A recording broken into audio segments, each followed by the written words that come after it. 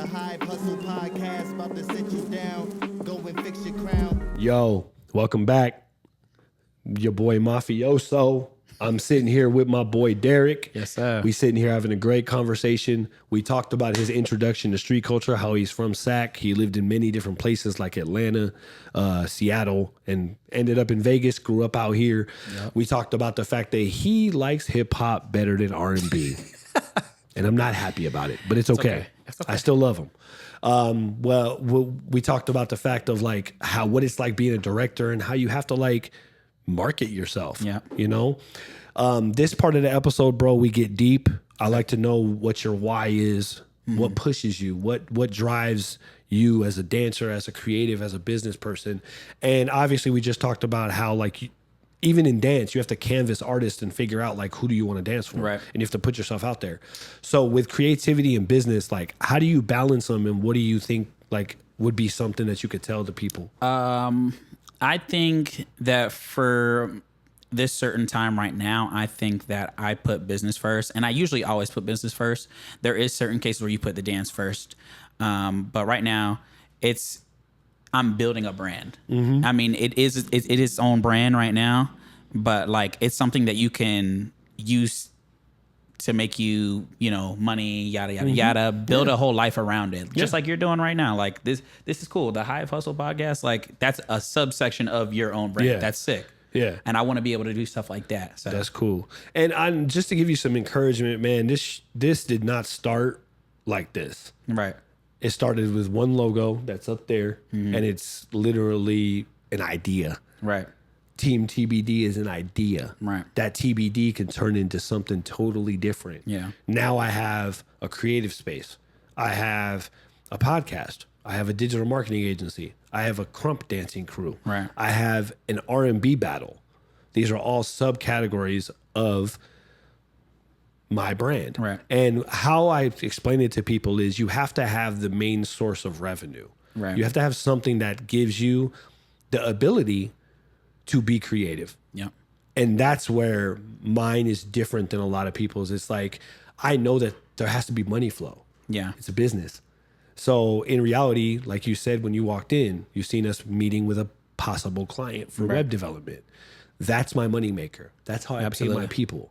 And then with that, we utilize some of our time, whether it be an hour, whether it be 30 minutes, to get creative. Right. We put a camera up, we put some lights up, we make it look cool, and we invest back in street culture. Cool. Whether that be our events. And I feel like a lot of people miss the concept of you have to have a why. Right. Like I tell people, find your why. Or no, never mind. Find your what. What do you want to do? Right. Then, why do you want to do it? Mm-hmm.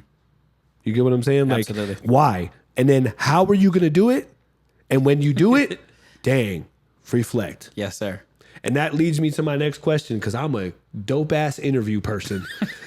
What was your aha moment in dance? Like, what was the moment where you were like, remember that video on Instagram? I think it was WizKid. He was standing and everybody was singing his song, and he's like, yeah. And he was like, this is crazy. Dude, that video resonated with me crazy. But that's my point. What was yours?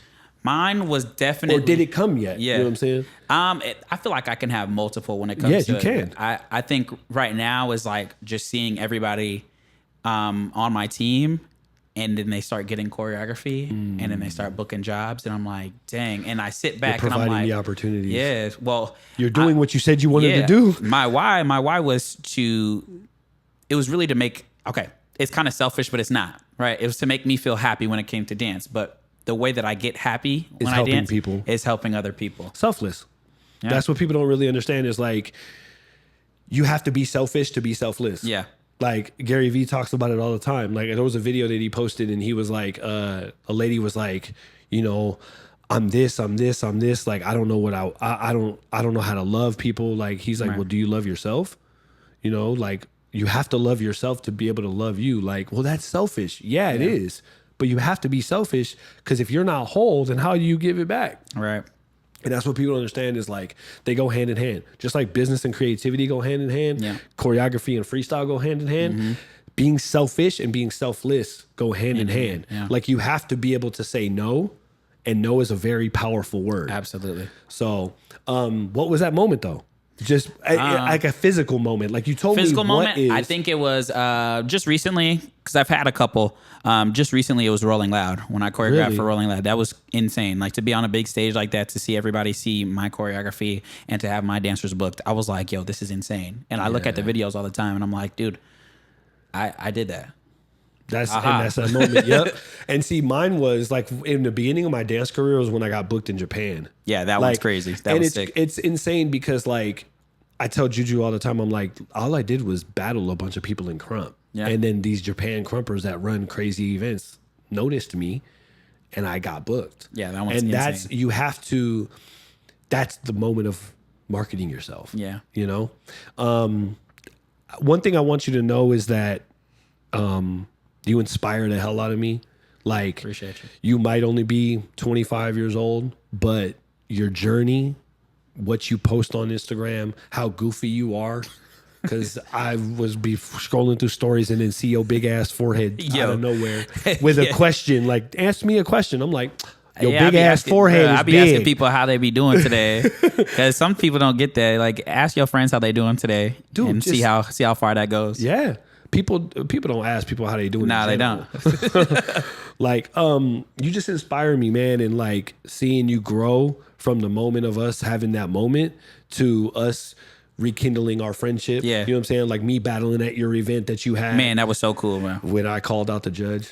Yeah, that was pretty funny. It was very funny. It was something that I think the community needed to see it. The community needed to see it, but it was like everybody was like, "Oh my gosh!" Like, and I'm like, "Yo, he's not gonna hurt you. Like I'm not he's gonna showing beat you up. the culture. I'm like, not gonna beat you up. This is just what we do. Like, Yeah. if you're a ballet and tap dancer, this is street culture. Yeah. I wouldn't go in yours and judge. Right. So don't come in mine and judge without being able to present yourself. And then it was like, it was awesome because I was like, hey, do you mind explaining that to them? Because they don't know. You came right in there and told them this, this, and this. And they were like, oh, okay. And I'm like, yo, y'all are scared. Like, and that's what people don't understand. That's a true, I'm not tooting my own horn, but that's a true OG. Yeah. Like if you can come in and do something and then explain why you did it, Yeah. you have reasoning behind it and people can respect and that. that's why I invited you in the first place, because they needed to see that. Yeah.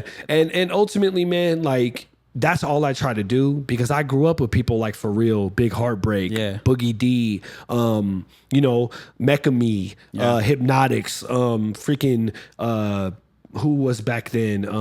HP. You know what I'm saying? All these OG crews. I grew up, all of the dancers were freestylers and battlers. Yeah.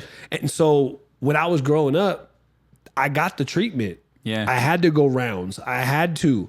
And you have to go through the trenches to get to where Absolutely. we're at now. You know what I'm saying? Thank you for tuning in to another episode of the Hive Hustle Podcast. Do me a favor, like, subscribe, hit the bell for notifications. Also, follow our partner, Swarm Branding. We'll see y'all next time.